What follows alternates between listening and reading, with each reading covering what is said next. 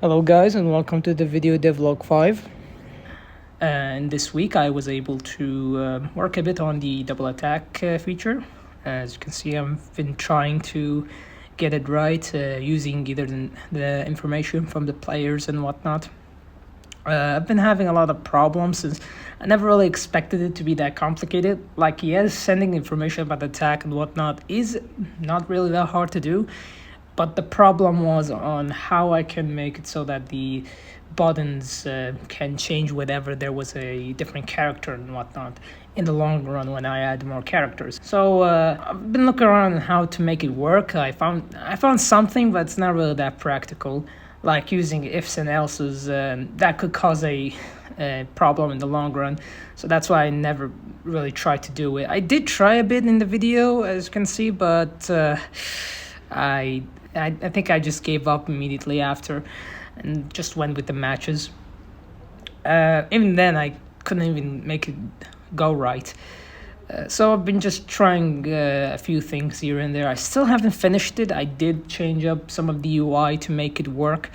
I think you saw the video. Yeah, there was. And that's for the most part. I don't think I have any way to make it work for this time.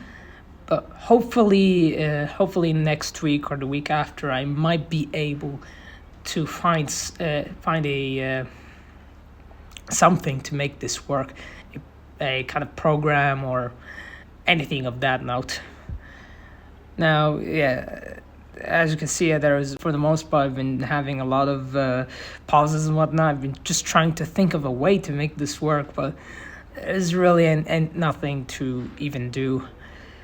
Well, I guess that's it for the most part. So as you can see in the end, I've tried to make it into a script using like the script's information, the double attack script. It didn't really work as much, but this information will help me out in the long run. Maybe someday if I were to find some way to actually make it work, this whole script could be the thing that will help me out in the long run. Now, thankfully, I did work on something else other than the double attack. I was able to, as you can see, I'm making the whole minimum and maximum damage. Where if you attack an enemy, there is going to be a minimum to maximum damage for each attack. It's something for like, how do I say, the chance thing, where you might get a stronger attack against the enemy, and so on. I also added the some effects to when you hit the enemy. For example, there is actually just one effect, which is when you shoot the enemy, it's gonna show gunshots, and also the enemy shakes a bit. This made this a bit more better than what it used to be. Like when I would hit enemies, it wouldn't feel right. But having this effect and whatnot really made the game feel like a real game.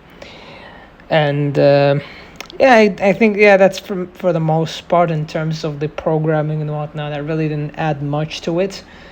But I am thinking of finishing a lot more in the future, like character interactions, or maybe finishing up the double attack and some other ones.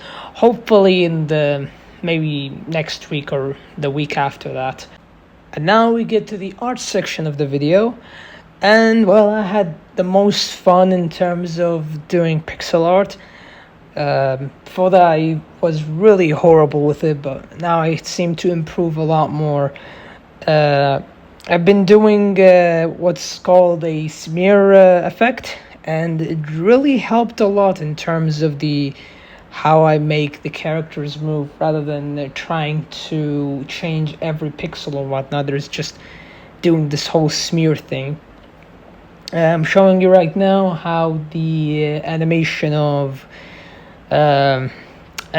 Mike when he starts attacking, this idle attack, and it's kind of fun looking at it now in speed form.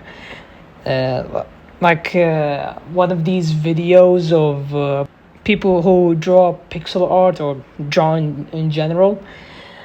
But yeah, that's for the most part. I really did like doing that. I also made I changed the tonic and ethers textures.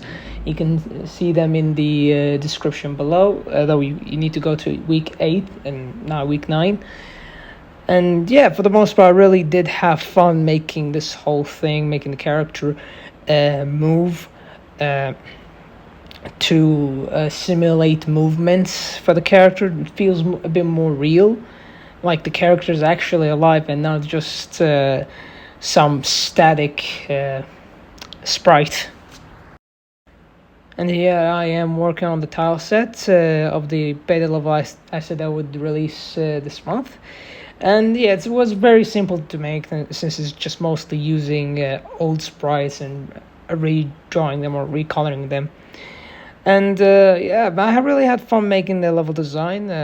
Even though I haven't finished it, I really did like how I made this whole thing really does look like an isometric game now. And yeah, that's pretty much it. I really had fun working on the game.